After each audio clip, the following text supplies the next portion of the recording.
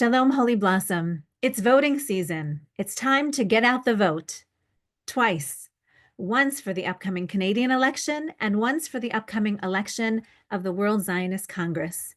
This Shabbat between Yom HaShoah and Yom HaAtzmaut, this Shabbat, which falls between Holocaust Remembrance Day and Israel's Independence Day, is called Shabbat T'kumah, the Shabbat for getting up, the Shabbat for rising up.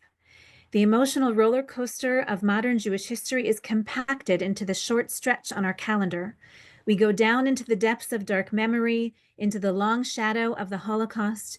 We mourn for the fallen soldiers of Israel on Yom HaZikaron. We mourn for the Israeli victims of terror. We lament the anti-Semitism unleashed on diaspora Jewry since October 7th. And then, Kumu, we get up. We get up and we say emphatically and defiantly with the survivors of the Nova Festival, we will dance again.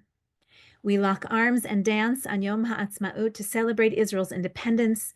We thank God for enabling us to live in this rare and blessed slice of Jewish history when our people have a home in the land of our ancestors. And we pledge to protect it, and we pledge to preserve it as a Jewish and democratic state. And that's what I want to talk to you about today. While thousands of Israelis have been taking to the streets for more than 2 years now to demonstrate for Israel's democracy, we wish there's more that we could do to support the Israel that we love and to protect the values that we hold dear, the values that are being threatened by a growing extremism. It pains me to say this. Israel is not immune from a kind of extremism which is taking hold in many corners of the world.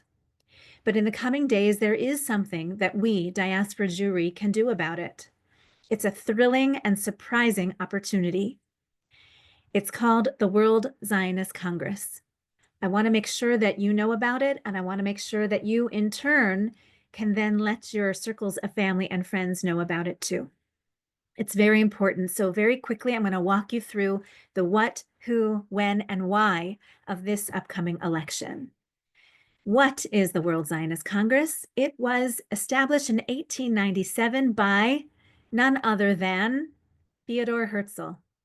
Today, the World Zionist Congress is responsible for allocating more than $1 billion a year. I'm going to say that again. Today, the World Zionist Congress is responsible for allocating more than $1 billion. And your vote has real power and influence over how those dollars are allocated and to whom they are entrusted. An election is held every 5 years, but for Canadians, thanks to some technicalities that I won't go into now, we have only been invited to participate in this way, not for 20 years. And so that might explain why you are unfamiliar with the process. And that's why it's so important to watch for the materials that we're going to be sending you in the coming days. So who is eligible to vote in the World Zionist Congress election? You must be 18 years or older. You must self-identify as Jewish. You must live in Canada as a citizen or permanent resident. And you must not have voted in last year's Israeli election. You do not need to be affiliated with a synagogue to vote. You do not have to identify as a Reform Jew to vote for the Reform slate. When? Voter registration begins very soon, early May, and then the voting period begins early June. The last day to cast your ballot will be June 15th, so it's a very tight window. Why? Why does your vote matter? This is how you have direct influence on resource allocations. You can affect how Israeli society takes shape and how Jewish communities worldwide take shape. Your vote will help direct these resources, more than $1 billion, to organizations that align with Reform Jewish values. This is your way to support Reform Judaism in Israel. By voting, you strengthen the Reform movement in Israel and congregations like ours. You help Reform Jews to be respected and represented in Israeli society. This is also the way that you can protect Israel's democracy. A strong vote for Reform Jewish values ensures a future where democracy and religious pluralism and equality for all of Israel's citizens are upheld. Now, what happens if you don't vote? I hate to say it, but if you don't vote, you are actively forfeiting your vote to ultra-Orthodox rabbis and extremist politicians who do not share our values. So if you care about women's rights, vote reform. If you care about LGBTQ rights, vote reform. If you care about the rights of Arab Israeli citizens and other minorities living in Israel, vote reform. If you want Israel to continue to recognize the conversions of diaspora Jewry, vote reform. If you want Israel to continue to recognize Israeli non-Orthodox rabbis just like me, vote reform.